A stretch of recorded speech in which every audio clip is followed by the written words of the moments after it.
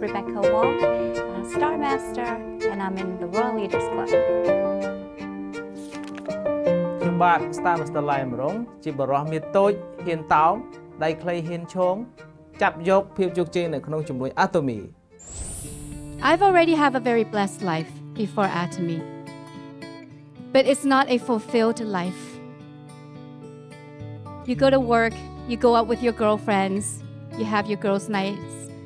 and I'm having fun, I was, but it was a very small impact. Everything I do is just minuscule. So back in year 2019, most of my life scenario goals are pretty much like what everyone else's goals were. Like we want a house, we want a car, we want to travel, have money, financial freedom for our family. And those are very typical. But now, when I do my life scenario, it evolved very much so because those things are what we are doing for like making a living. And in Atomy, I don't believe in retirement, but in Atomy, we retired making a living. Instead, we are making a life. ខ្ញុំតែនឹងមានកម្រិតមួយចង់ខ្លាយជាអ្នកមានចង់បុគ្គលគិតថាបើសិនជាធ្វើការឲ្យគេមួយជីវិតប្រហែលជាមិនអាចខ្លាយជាអ្នកមានបានទេបាទនៅក្នុងពេលដែលខ្ញុំធ្វើការឲ្យគេហ្នឹងក៏ខ្ញុំសន្សំបានជាប្រាក់មួយចំនួនចង់បើកអាជីវកម្មនេះបានបើកអាជីវកម្មរហូតដល់4ភ័ព្វសំណាងព្រេងវាសនារបស់ខ្ញុំដែរដែលអាចថាបានជួប Atomy បាទជួប Atomy ហើយមុននឹងទៀតពេលដែលខ្ញុំទៅប្រទេសកូរ៉េដំបូងហើយចូលរួមសិក្ខាសាលានៅឯប្រទេសកូរ៉េហ្នឹងគឺបានសរសេរសភៅនិកថាជីវិតហ្នឹងលើកដំបូងក្នុងជីវិតទេមានបញ្ហាគ្រួសារជាច្រើនទៀតដែរដែលប្រឈមព្រោះដែលយើងត្រូវមានទំនួលខុសត្រូវសម្រាប់កូនសម្រាប់គ្រួសារអាចមានការឆ្លោះទាស់ទែងអីខ្លះដែរនៅក្នុងសង្គមគ្រួសារមិនអត់ទេបាទហើយវីដេអូរបស់ស្ថាបនិកផ្ទាល់ដែលខ្ញុំចូលចិត្តជាងគេគឺពាក់ព័ន្ធទៅនឹងវីដេអូការសរសេរនិកថាជីវិតហ្នឹងឯងបាទគឺស្រឡាញ់ជាងគេហើយខ្ញុំអត់ចាំវីដេអូមួយណារបស់គាត់ទេប៉ុន្តែខ្ញុំចាំសម្ដីគាត់ថាពេលដែលគ្មានសង្ឃឹមត្រូវតែមានក្តីសង្ឃឹម 여러분이 희망이 없을 때요. 유일한 희망은 희망을 갖는 거예요.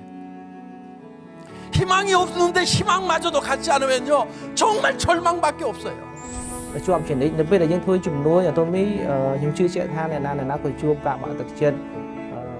មានអារម្មណ៍ថាពេលខ្លះក៏អស់សង្ឃឹមដែរគិតថាវាទៅមុខរួចក៏អត់ជោគជ័យដែរឬក៏អត់តែនៅពេលដែលមានអារម្មណ៍ថាបាក់ទឹកចិត្តឬក៏អស់សង្ឃឹមតែនៅលើពាក្យនឹងរបស់គាត់ពេលដែលគ្មានសង្ឃឹមត្រូវតែមានក្តីសង្ឃឹមអាហ្នឹងដែលធ្វើឲ្យខ្ញុំចេះតែបន្តសេនិកថាជីវិតរបស់ខ្ញុំកាលពីចុងឆ្នាំ 2018 ហ្នឹងគឺ And now, through Atomy, I'm able to travel the world, learn everywhere I go from the people I met, people I'm still going to meet, building relationships, people I would never ever believe that are so amazing, so giving, so kind, so wonderful. And because of Atomy, my world expanded beyond anything I could imagine before. It's unimaginable when you start journeying through Atomy. Not only the products that we use daily that are the best quality that I've ever used, and how we created a consumer success for every person. So those things I think as an Atomian we all know, but what I see more is Atomy as a platform. So Atomy's platform is truly for us to evolve as human race because it's teaching us different, teaching us how to love, how to learn, how to share, how to contribute. And this is our company's culture, which I fell in love with. ជាអ្វីដែលខ្ញុំចង់បានដំបូងគឺគេហៅជំរកអញ្ចឹងយើងតេតទៅនឹងផ្ទះបាទគឺអត់ចូលចិត្តវិឡាអត់ចូលចិត្តអីទេគឺអ្វីដែលខ្ញុំចង់បានគឺចង់បាន condo បាទហើយប្រព័ន្ធនឹងតម្លៃនេះតាមដែលខ្ញុំបានឆែក research មកប្រហែលជា $35,000 នេះជាផ្ទះនៅក្នុងក្តីសុបិនរបស់ខ្ញុំចេះតែមានអារម្មណ៍ថាភ័យបាទអារម្មណ៍ពិតណាបែរណាព្រោះដោយសារយើងបានសរសេរនៅក្តីសុបិនរបស់យើងគោលដៅរបស់យើងហើយប្រាប់ទៅមនុស្សជាច្រើនហើយបើសិនជាយើងធ្វើមិនបានសម្រេចទៅធ្វើមិនទៅបាទត្រូវតែធ្វើអីមួយយ៉ាងឬក៏ ផ្ដោតលើអីមួយយ៉ាងជាពិសេសគឺ Atomy ដើម្បីកាន់តែខ្លាំងជាងមុនដើម្បីអាចអាក្តីសុបិនគោលដៅរបស់យើងដែលបានកំណត់ហ្នឹងឲ្យវាខ្លាយជាការពិតណាអ្វីដែលខ្ញុំអាចមើលឃើញថាមានការផ្លាស់ប្ដូរហ្នឹងគឺទី1គឺតាក់ទងនឹងតំណែងហើយចំណុចមួយទៀតគឺតាក់ទងនឹងចំណូលហើយនឹងមានអាចថាមធ្យោបាយជាឡានគឺមានឡានថ្មីខ្លួនឯងសម្រាប់ធ្វើដំណើរកាលមុនគឺមានឡានកាចាស់មួយគ្រឿងតែឥឡូវនេះមានឡានថ្មីហើយមួយទៀតគឺកូនគឺឥឡូវនេះគឺបានមករៀននៅពីមុនសាលារដ្ឋឥឡូវនេះគឺរៀននៅសាលាអន្តរជាតិបាទគឺអ្នកម្ដាយជូនលុយឲ្យគាត់ជាប្រចាំបានកាន់តែច្រើនគឺគាត់ចង់បានអីយើងអាចជូនគាត់បានហើយក៏ជូនគាត់ដើរលេងបានច្រើនប្រទេសដែរហើយមួយទៀតគឺសប្បុរសធម៌អញ្ចឹងសប្តាហ៍ថ្ងៃនេះគឺបានជួយជាប្រចាំទៅដល់ជាមួយនឹងសមាជិកក្រុមឧស្សាហកម្មកម្ពុជាយើងនឹងជួយទៅដល់ខាងបង្កើនការជួលឲ្យបានកាន់តែច្រើនពេលដែលចំណូលកាន់តែចាំបាច់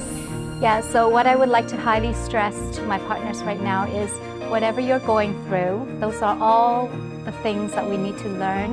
and we have to grow ourselves because at the end of the day is how we contribute ourselves to each other. And